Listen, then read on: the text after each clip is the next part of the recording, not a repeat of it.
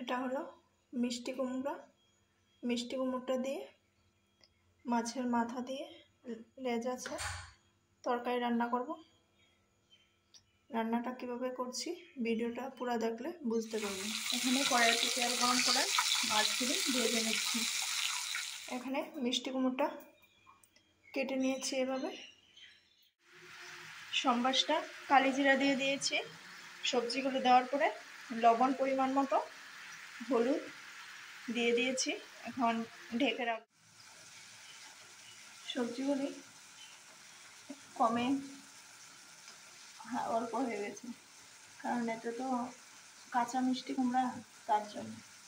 এখন জল দিয়ে দেব। তরকারির মধ্যে জল দিয়ে দিয়েছি, এখন কিছু সময় হবে, তারপর মাছগুলি দিয়ে দেব। তরকারির মধ্যে মাছ দিয়ে দিয়েছি। মাছগুলি দেওয়ার পরে তরকারিটা দেখতে এরকম হয়েছে। এরকম তরকারি রান্না করে খাওয়া খুবই ভালো শরীরের পক্ষে। মশলা আমি একদম কম দিয়েছি, তাই তরকারিটা দেখতে সাদা সাদা মনে হবে।